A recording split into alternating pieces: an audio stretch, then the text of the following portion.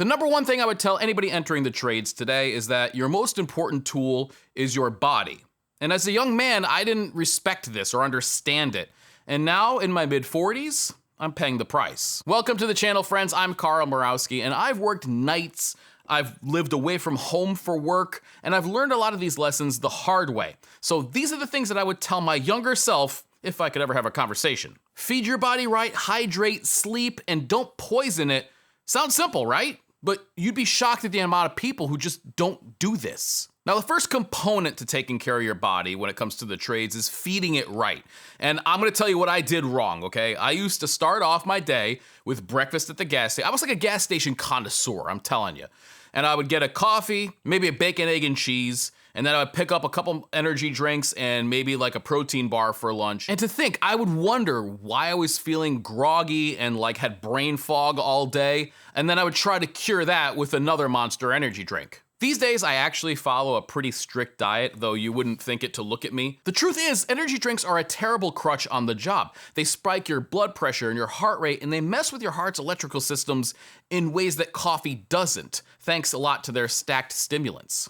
Now, I stopped a few years ago when I found out how bad they were for you, but I don't know the damage that's been done to myself, and I don't know that I'll ever recover from it.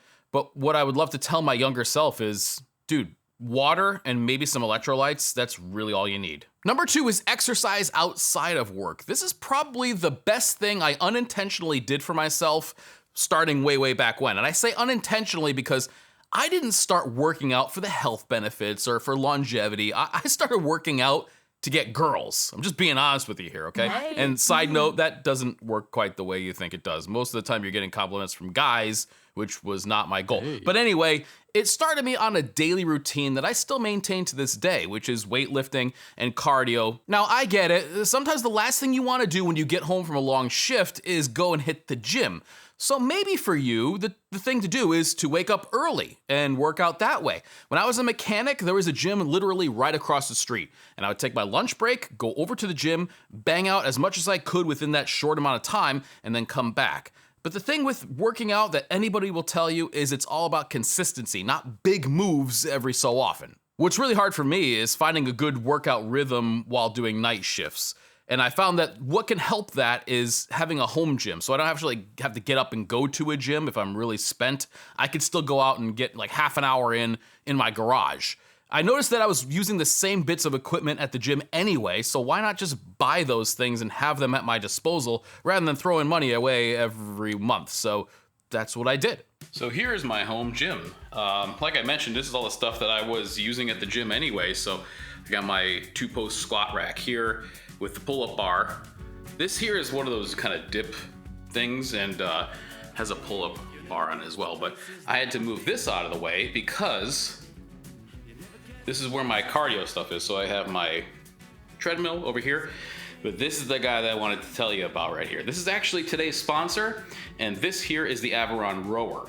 Now, the big problem with indoor cardio is that it's typically boring. And when I'm on the treadmill, usually what I'll do is I'll watch my iPad or a movie or listen to a podcast or something. But this rower, this is a little bit different. Now, what's cool about the Aviron rower is that they've sort of gamified the experience of indoor cardio. So you get rewarded and you kind of try to beat your own high score, and there's all kinds of different things that you can do within here. And it even pairs to my Apple Watch, so it's kind of addictive. And one of the nice things is that for us tradesmen, it's low impact. So it's much different than running outside on the asphalt. This is a nice fluid motion. Now, I'm trying to still get my form down and figure out the best way to do this thing. But as I'm learning, there are some tutorials in here that sort of teach you the best way to do this exercise.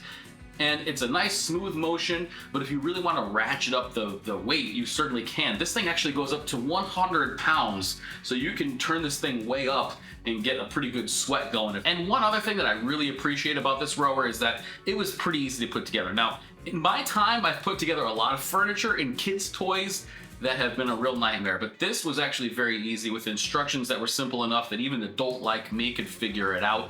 And within, I'd say, half an hour, 45 minutes, I had this thing up and running and I was using it for the first time. Now, if you live in a house or an apartment with not much room, the good thing is that the Aviron rower will store vertically. So it takes up a little bit of space like this, but you can flip it up like this and it takes up a lot less space. So that's not really an issue. Now, you know I don't talk about products that I don't genuinely love on this channel, and this thing is awesome. I want to thank everyone for sponsoring this video. It's because of them I can keep videos like this coming to you, so show them some love in the link below. Anyway, back to the video. Next up is sleep, and this was probably the biggest one for me because I used to play in bands. I would spend several nights playing out and then going to work the next morning. I mean, like really surviving on not so much sleep. There was even a time we played a gig up in Albany and I came back home and went right to work. Lack of sleep just tanks your focus, your energy, your reaction time. We basically have to think of sleep almost like its own performance enhancing drug, something that you could take that's really gonna affect you positively the next day. So darken your room, cool it off, try to find a good wind down without screens beforehand, and avoid caffeine, and you can get some good sleep going, at least 7 hours a night. According to the CDC, being awake for 17 to 19 hours is basically the same as being legally drunk. It kills your focus, it kills your reaction time, and your judgment. So, you don't want to get behind the wheel or operate heavy machinery when you're in that kind of state. And 1 week of 5-hour nights of sleep can reduce your testosterone by 10 to 15%. That's basically the same reduction you would see from aging 10 years. So take sleep seriously because it affects every part of your life. This last one is thankfully something that I happen to avoid, but I've known many people who have fallen prey to it and even died from it, and that's drug and alcohol abuse. It's bad in our industry. How bad? Well, construction and extraction have the highest drug overdose death rate of any occupation at 162.6 deaths per 100,000 workers, according to the CDC. In fact, 1 in 6 overdose deaths among working age people were people who worked in the construction industry. I remember very vividly watching a coworker fall asleep as he was eating his sandwich. And I was thinking, boy, this guy's really tired. But what I didn't realize at the time is that that's a pretty common symptom of opioid abuse. And it was confirmed when he got arrested in the job site parking lot a few days later. And to think, I narrowly avoided that path myself. I had pinched a nerve or something in my back at work, and it was the most pain I've ever been in, even to this day.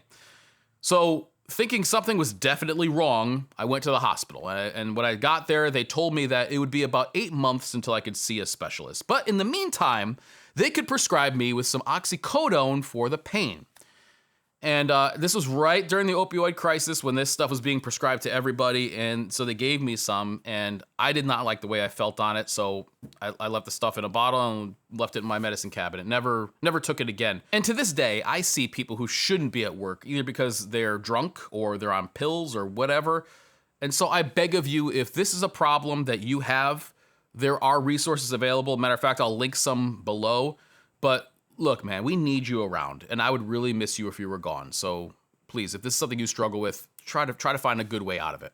I want you to have a long and prosperous career in the trades, and the way to do that is by maintaining the finite resource that is your body, your mind, and your well-being. So also, if you want to see a good work boot guide, I have one for free for download. If you click the link in the description below, you can get that for free, and that'll come at you. But stay safe out there, take care of yourself, take care of your body, mind, and spirit, and I'll catch you next time.